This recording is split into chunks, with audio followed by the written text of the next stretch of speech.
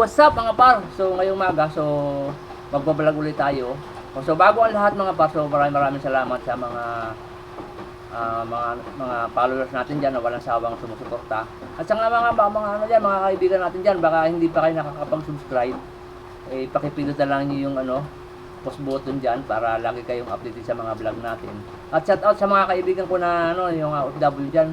So maraming salamat sa inyo guys, walang sawang support sa channel natin. So ngayon mga par, balik continuation ng vlog natin nung isang linggo tungkol dito sa sa power relay. So itong power relay nito mga par, so may rated dito ng 10 ampere lang. So ngayon mga par, so may nagtatanong sa akin dahil nabanggit ito sa vlog natin doon na itong power relay na ito pwedeng gamitin ng ETS. Kaysa bumili ka ng ganitong ETS, napakamahal nito mga par, napakamahal yung ETS na ganyan. So ngayon naman pwede natin gamitin to sa mga nagdi-DIY dyan, na mga nagdi-DIY ng solar. So pwede natin gawing itong ETS. At tinatanong nila, pwede raw ba na gawing ETS? Kasi nga nabanggit yung last vlog ko na pwede siyang ETS sa mga kasi nga mga par, so pag nalubat yung battery natin, halimbawa gabi na, so nalubat yung battery, so mawawala na. Kung sa'yo naka-ETS, automatic siya na papasok sa DU para magkaroon ulit ng power habang nag-charge yung ating battery. So ngayon mga par, ano ba yung mga kailangan natin na mga para tumakbo na ETS? So ngayon, tingnan natin kailangan natin para mapatakbo natin itong ating power relay na to. Ito nasa 10 ampere lang ito mga par. So itong 10 ampere lang ito, so medyo mababa lang ito. So kung gagamitin nyo ito, sabi lang natin na relay. So ano ba yung mga kailangan natin mo mga par? So meron tayo dito ng battery, may battery natin na lead acid. So yan, 100 AH. So meron tayong inverter na 500 watts. So ito yung input niya, nasa 12 volt, mga par 12 volt. Ang output niya nasa 220 na. So yun ang output. So 500 watts lang ito mga par, 500 watts. So yun mga par, meron tayong LVD na low voltage disconnect. So ito ang magpapatakbo doon sa ating power relay. Yun mga par, itong power relay na ito. So ito yung sa ilalim yung common. So itong common na ito ang nagko-connect doon sa normally closed at normally open. So yun mga par. So ang connection natin, ang manggagaling sa solar, dito lagi tayo sa normally open. At itong itong galing sa DO, doon natin sa ilalagay sa normally closed. So yun mga par. So pag na-supply ito ng 12 volt na galing DBD, so itong normally closed ay magno-normally open. Ibig sabihin pag may supply siya, yung normally open ay magkakaroon ng connected. At yung normally closed ay magno-normally open. So yun ang gagawin natin. So yun mga par, so subukan natin. So mag-tap tayo, subukan natin kung tatakbo ito. Unahin natin yung LVD. So yun mga par, itong LVD natin na to, may setting to. So meron siyang depende sa anong setting na gusto nyong gawin. Kasi ako nagsiset to, ang reconnect niya nasa 12 volts. Ang disconnect niya nasa 0.6 ang reconnect. So yun mga par, so tap tayo. So yun nga pala, masabi ko nga na kanina na pag pinasok nyo ito ay 12 volt din ang lalabas dito sa output. So yung in 12 volt, output 12 volt. So kung 24 volt lalabas. So natap na natin tong positive, negative. So ito mga par, ito ay 12 volt galing sa battery. So yun, lalabas in 12 volt, maglalabas dito siya 12 volt din uli. So yun mga par, dito naman itatap natin dito sa source ng source ng power relay. So dito natin siya ilalagay sa source. Ito yung magpapatakbo doon sa common para magkaroon ng connection yung totally closed. At yung totally open magiging normally closed. Natin itong LVD dito sa power relay natin dito sa ilalim. So ito yung source, sa ilalim ito yung source. So ngayon naman itatap natin ngayon yung solar doon sa normally open. So tsaka itong sa normally closed. Yun mga par. Ngayon, para malaman natin, para hindi tayo magkamali, kailangan natin testerin dito. Alin ba dito yung totally normally open kung wala pa siyang load? So ngayon, gamit tayo ng testerin natin.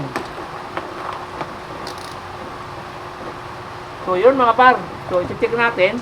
So ito yung ating tester, parang yan, kilig natin. So ngayon mga par, para hindi tayo magkamali.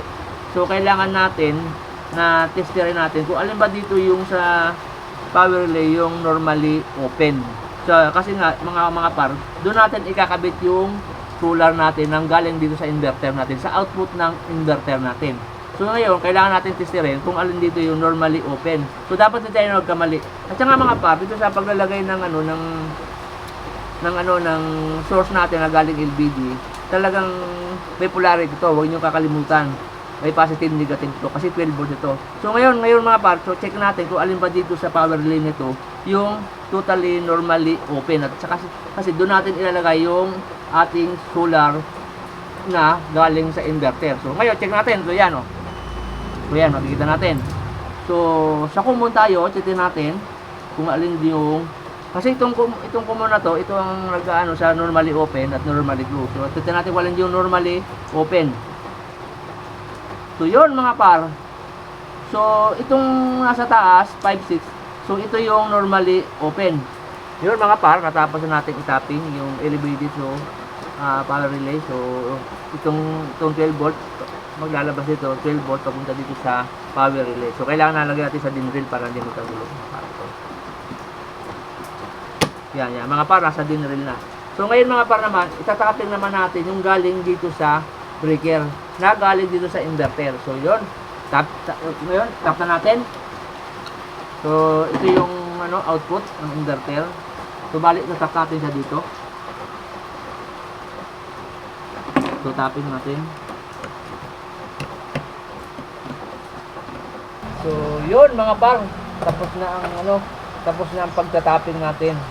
Mula dito sa sa battery papunta dito sa lalabas dito sa output, papunta dito sa breaker, papunta dito sa normally open.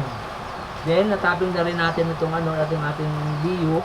So dito siya mula sa DU natin sa circuit breaker papunta dito sa normally closed. Then natapping na rin natin itong output. Ito magiging output natin sa baba 5.6. So dito sa light natin. Then itong ating LVD may 12 volt din na lalabas, papasok siya dito. Ngayon mga par, titesterin natin kung tama ba bago natin i-open. So kailangan i-check natin muna kung tama ba ang paglalagay natin sa normally close at normally open. So yun, i-check natin. So check natin ang normally close mga par. So yan, i-tester natin. So tumunog. So yun.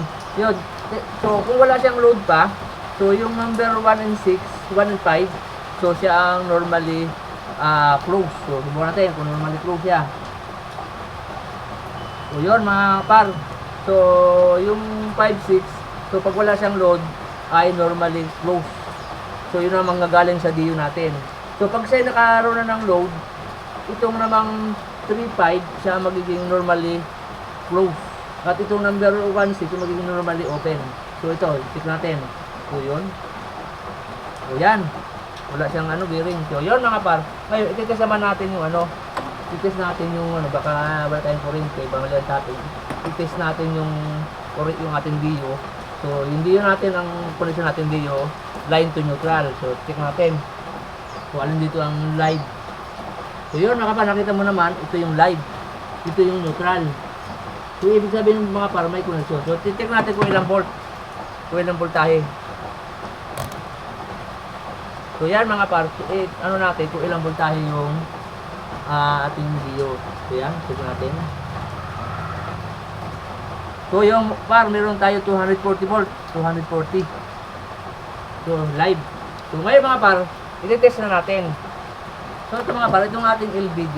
So itong LVD dito nakasalalay, itong ating sample na power relay na naging ETS. Kasi mga par, kung bibili tayo ng ETS, katulad ito, napakamahal nito. ETS na to. Pero kung gagamit natin dito, mga par, napakamura nitong ETS sa 300 lang mga par. Kaya lang mga par, ang masasabi ko lang, itong ETS natin na to, kung gagamitin ninyo, so ang total wattage na kayang laan nito na 10 ampere nito, nasa 1,800. 80% lang doon ang yung kukunin na 1.7. So dapat nasa 1.7 ang gagamitin nyo. Huwag lalampas doon. At saka mga par, kung gagamit kayo nito, dapat ang nasa 30 ampere lang ang inyong breaker, 30 ampere. Kung pumutok mag-short man dito, totally magti-trip agad itong inyong breaker. Kasi kung mataas ng breaker na to, baka masunog lahat. So kailangan, ang sabi ko nga mga par, so kung gagamit kayo ng ganito, so kailangan ninyo ng 30 ampere na breaker. So yan, itong ating inverter naman to, nasa 500 watts lang to. So CDRT, medyo pang demo lang, may battery tayo na 100H. So yun, itong ating LVD, ang LVD natin disconnect. So dito nakasalalay mga pa, dito nakasalalay yung ating ATS. So pag nag-low voltage yung ating battery, so totally mamamatay na si solar at papasok si Dio. So si Dio papasok. So by using this ATS, di ba? So kung gagamit tayo dito mga par, as per second lang, hindi katulad dito na may itong ATS ito, meron siyang delay na 3 second or 5, 10 o 15 second. Ito pag ginamit ito mga par, pag ginamit nito ginamit niyo itong power line na to, split second lang, walang kukurap, walang mamatay, diretso lang. Pag may TV man kayo, may computer man kayo, para hindi siya magkakaroon ng delaying. LVD, so itong LVD natin may support na to na 12 volt, lalampas sa 12 volt. So may setting siya. So depende na sa inyo mga par kung anong gagawin setting. So ngayon mga par, subukan na natin kung talagang tama yung ating ginawa ngayon. Sasaksak na natin itong kasi nga may kanina test na natin, meron na siyang DU natin, meron na. So may connection na siya dito. So ngayon naman, ito naman yung inverter. So kasi nga by using this, mapoprotektahan din natin yung, kung gagamit din kayo ng LVD na to, so mapoprotektahan din yung battery natin. Kung lubat na yung battery, kusa siyang mamamatay at papasok sa DU. So tuloy-tuloy lang ang transaksyon. So yun, kapar, so subukan natin. Natapos na yung pagtatapping natin dito sa ating ginawa, mula dito sa sa inverter papunta dito sa breaker. So yun ang koneksyon ito, bali ang mga koneksyon mga par, magagaling sa inverter, papasok sa dito papasok siya dito sa breaker ito, papunta dito sa normally open ng ating solar ating relay. So ito namang trabaho naman nito mga par, ang trabaho naman itong LVD natin. So itong LVD natin, so pag siya magtatapon ng 12 volt dito sa supply nitong ating power relay. So pag may supply itong power relay natin, ang tendency nitong ating yung ating 1.6, so magiging normally close siya. At ito namang 1.2 magiging normally open doon sa ating DU. So ang tapping naman ng ating solar sa normally open, at ang tapping naman ng natin ng ating DU sa normally close. So para hindi tayo mawala. So yun lang. So yun mga par, so ito na yung nating LVD natin. So ngayon mga par, na natin i-test na natin. O ngayon mga par, i-test lang muna natin kung mayroon bagang supply itong DU natin. So bukat kung nasa DU. So yan, open natin ang DU. So ito yung ating breaker na galing sa breaker. So ito open natin. So yan. So yan mga par. So ang connection natin ngayon nasa galing sa DU. So for demo lang to, dapat ito talaga galing sa main line. Dapat nasa main line to galing kaya gumawa lang tayo doon for demo lang natin. So yan. So yan mga par, ang connection natin galing sa DU. Sinasabi ko nga kanina, pag itong ating relay natin, so pag wala siyang supply na galing sa LVD, itong 1.6 ay totally connected. So yun lang. At ito namang 5.6 totally open, naka-open pa siya. So pag wala pa siyang supply, so naka-open pa tong 5.6 itong DU natin. So pag nagka-supply na siya, so itong normally closed maging normally open. So papasok si DU. So ngayon, subukan natin ngayon mga par. So nakita natin DU yan, DU. Ulit natin DU. So ngayon mga par, subukan natin, open natin muna so yung ating battery. So yan. So open natin ang LVD natin. So yan, ito mga par. So yan, namatay. So bali ang supply natin nasa DU na kasi nandoon na yung yung ating makikita natin yung light na naka-DU na tayo. So naka Nakasular na. So, kailangan patay pa yung breaker. So, open natin yung inverter. Patay. Yan. So, open natin ang ano, ang ating solar. So, yan, umilaw. So, yun ngayon mga par. Subukan natin na kung paano siya mag-transfer sa DU. Kung nalubat na yung ating battery na nanggaling dito sa LBD natin. Kasi itong ating LBD natin, so may setting siya. So, depende sa inyo kung ano yung setting ko. So, kung halimbawa, ang setting ko kasi dito, nasa 12.0.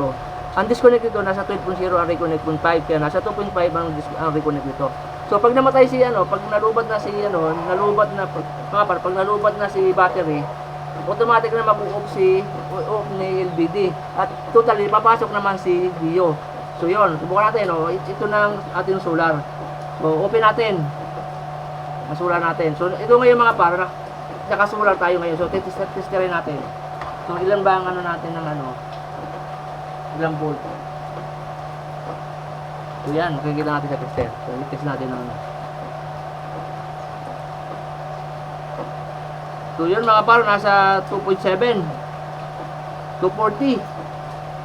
So itong diyo natin nasa 240. So yun mga par. So bali ang supply natin ay nasa diyo. Subukan natin patayin natin subukan natin na patayin natin yung kunwari nalubat ang ating solar. So automatic na pasok agad si Dio. So yan, patay natin. So yan mga kapag, makita natin na wala kayong nakita na split second na delay man lamang itong itong ating ilaw. So ibig sabihin, by using this power relay nito, wala talaga kayong makikita na delay na connection. Automatic diretso, automatic agad palo. Kasi kung sa ito katulad itong LBD na to katulad ito na ETS ganito na napakamahal. Mahal ito. Ito may delay pa na second o 3 seconds o 5 seconds. Samantalang itong ating ginawang na to na DIY natin na power relay. So wala talaga siyang delay. So ngayon mga par, itong ating itong kung gusto niyo ang capacity nito kung halimbawa gagamit kayo nito. So ang capacity lang na to ay nasa 1,800 watts ang kailangan ang kayang gamitin. Ang kayang ibigay na load na watts nito. So mga par, kung halimbawa gagamit kayo ng matataas na wattage na lalampas sa 1,700, o baka pumutok itong natin. Kaya ang gawin nyo, taasan nyo halimbawa 40 ampere o 100 ampere. So yun ang gamitin nyo relay. So kung gagamit naman kayo ng breaker, dapat mga par, nasa 30 ampere ang gagamit nyo, 30 ampere. So kung maglukuman tong mga par, kung maglukuman tong ating relay, automatic na magta-trip si breaker. So yun lang. So dapat nasa 30 ampere pababa ang gagamitin niyo. Tsaka napakaganda kung meron kayong LVD dito na ginagamit. So para maiwasan natin yung pagkasira ng battery at diretso. So yan, makikita niyo pa, napakagandang gamitin. So ngayon, itong connection natin na to, nasa DU siya. So yun, pakita natin, DU yan O yan, patayin ko. O DU, open natin. Open natin ulit, DU. O ngayon mga par, ang gawin natin, so yung battery nagkaroon na ng karga. So ngayon bumalik na ngayon si solar by using LBD. So yan open natin. Solar na tayo. So yan mga par, nakita nyo nag-click.